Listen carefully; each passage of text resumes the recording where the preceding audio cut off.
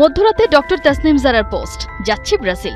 লিখলেন ছবি নিজেই পোস্ট করছি, কারণ এখন নিজের ছবি নিজে না দিলে অন্যরা দিয়ে দেয়। ক্যাপশনটা একটু অন্যরকম হয়। ওদিকে কদিন আগে দেশের একটি গণমাধ্যমে সাকিব আল হাসানের দেয়া এক সাক্ষাৎকার ঘিরে আলোচনা সমালোচনার ঝড় ওঠে। অতঃপর নিজে ফেসবুকে স্ট্যাটাস দিয়ে স্পষ্ট করেন পুরো ঘটনা।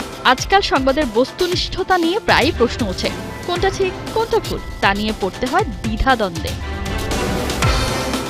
সেই সমস্যার সমাধান করতে এবার নতুন পরিচয়ে হাজির হচ্ছেন সাকিব আল হাসান। টাইগার অলরাউন্ডারের উদ্যোগে যাত্রা শুরু করতে যাচ্ছে একটি ডিজিটাল সংবাদ মাধ্যম, যার নাম বিয়ন্ড বাংলা।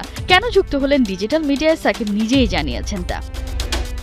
আমার কাছে মনে হয় খবরগুলো নানাভাবেই উপস্থাপিত হয়। অনেক সময় সঠিক খবরটা পৌঁছায় না।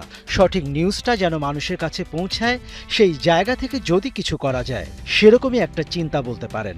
মানে খবরের ভিতরের খবরটা যেন মানুষ জানতে পারে। কি কি থাকছে বিয়ন্ড বাংলায় তারও একটা ধারণা দেয়া হচ্ছে।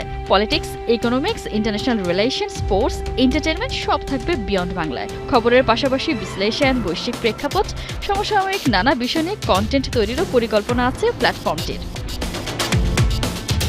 বিয়ন্ড বাংলার ওয়েবসাইট তৈরির কাজ প্রায় চূড়ান্ত, তবে এখনই সেটি পাবলিশ করা হচ্ছে না। পূর্ব নির্ধারিত পরিকল্পনা অনুযায়ী আসছে কয়েক মাসের মধ্যেই শুরু হবে পরীক্ষামূলক সম্প্রচার।